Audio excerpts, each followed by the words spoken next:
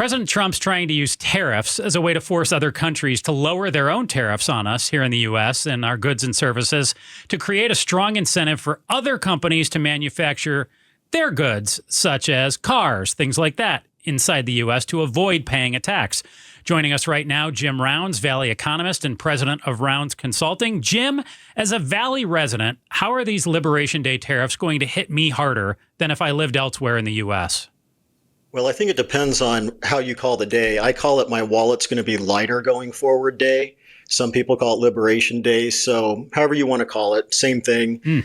Prices are going to be going up. There's really no counter argument for that. And yeah, there's an argument that we're going to have some businesses relocate here. There's more that goes into the business than just some of the taxes, like the tariffs. It's going to have to do with, are people going to want to pay union wages in certain areas? Is the regulatory environment going to be too tight here? So it's not going to be as simple as we impose a tariff and then all these businesses are just going to flow back in the next year. I think the president's going to be dealing with this issue for his entire term at a minimum. We're talking right now to Valley economist Jim Rounds about the president's speech today, talking about tariffs. And one of the big aspects of his speech today, Jim, was about reciprocal tariffs. In a few moments, I will sign a historic executive order instituting reciprocal tariffs on countries throughout the world. Reciprocal, that means they do it to us and we do it to them. Very simple. Can't get any simpler than that. Okay, so if they do it to us, we're going to do it to them. It kind of sounds fair on the surface, but if it is, why didn't he do it before, or why haven't other presidents done this before? You know, that, Pamela, that's the best question, because I'm actually for trying to be in a situation where we don't have the tariffs from either side. And we've let other countries get away with this for a long time, and I'm happy that we're finally addressing it. But the challenge is we're going to have to impose high tariffs. And, you know, when a country imposes a tariffs, the people that live in that country are the ones that are paying it. So that's, again, you know, Liberation Day or your wallet's getting lighter day. We're going to be paying more across the board. That's going to go to the federal government. They'll be able to use it for some economic development, producing projects. But I just don't see things happening quickly. I think that it's going to take a while before both countries realize, hey, we're both charging a 200% tariff on something. Why don't we just take it to zero? And then it's been beneficial for everybody. So we had to go through this period of kind of fighting back. But it's happening at a time where people are already paying very high prices for everything. Prices haven't come down from that period where we had the high inflation. We haven't had negative numbers for inflation. We're still paying a high level. And the economy is slowing, which means that this is going to add to the risk of a recession going forward, and or the length. Jim Rounds, Valley economist, joins us right now. Jim, what's your freak out factor? If 10 was a full-blown panic attack and 1 is a meh, less than what you expected today, where do you stand after the announcement of these Liberation Day, or as you put them, my wallet's going to be lighter tariffs? I don't think anything freaks me out anymore. We've seen so much over the last decade. I mean, is there anything that's left to shock us? And on the one hand, that's kind of a good thing because, and you were talking about this before, people want certainty.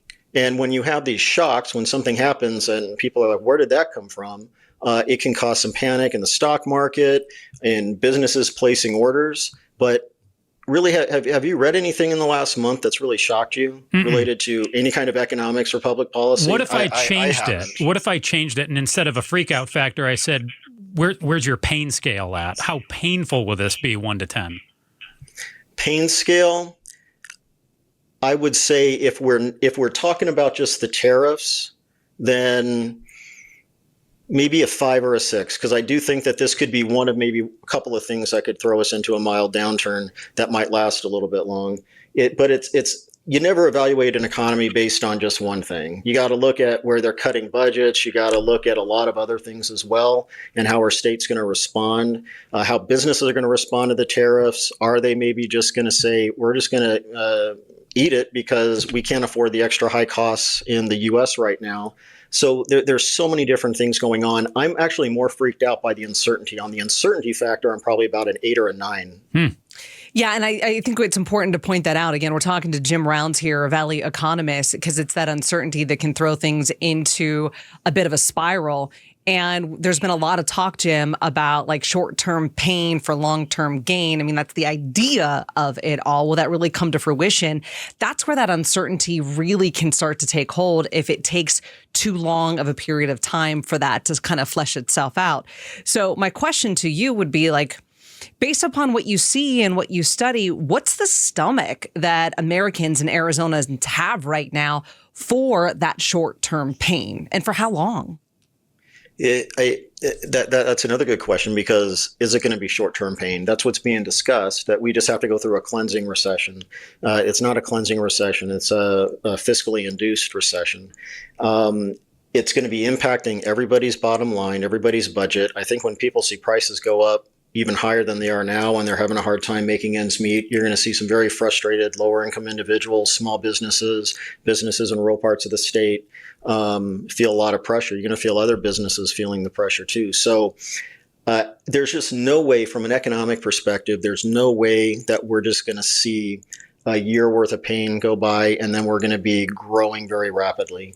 It's going to take years for all this to work itself out. So if people are in it for the long run, maybe after the president's term, if a lot of these issues get resolved that we're talking about, the tit for tat related to the tariffs, then that's great. That would be a great accomplishment for a particular term for a president.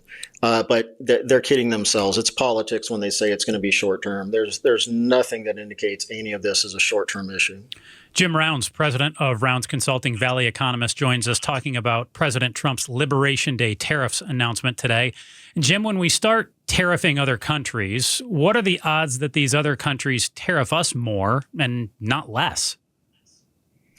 I think that they're going to retaliate and they're going to raise the tariffs more. And it kind of gets down to, and we always call it a tariff war. So you picture like a trade war. So you picture like a battle.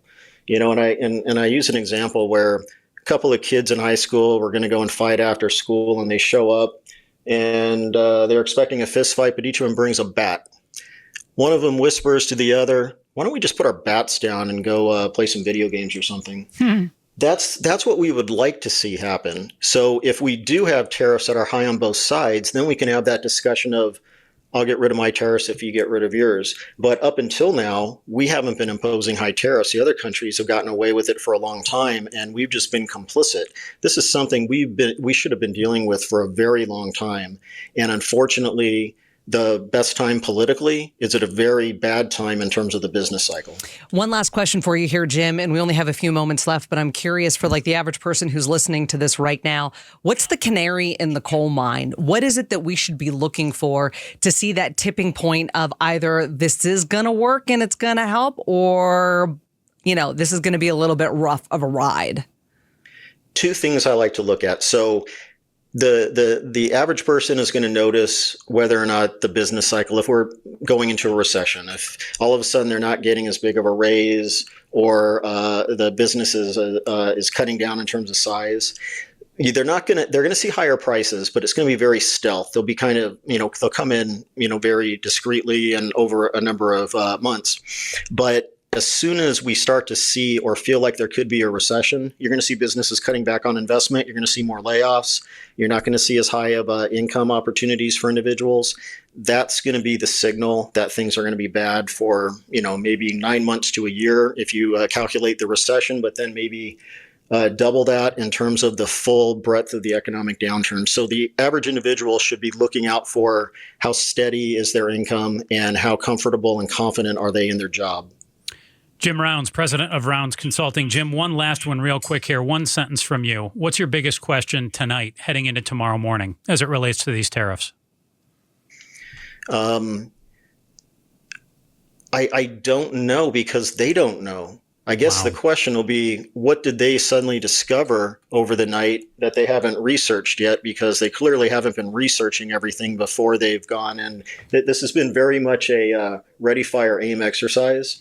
So I would love to, instead of just asking them a question, I'd love to see them start to analyze it the way a business would. A business wouldn't just completely cut departments. They'd figure out where the inefficiency is, and then they'd do it the right way. They're getting advice from one of the best businessmen in the world. Why aren't they doing it right?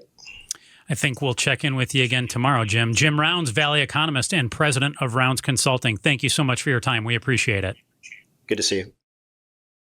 Thanks for watching The Chris and Joe Show.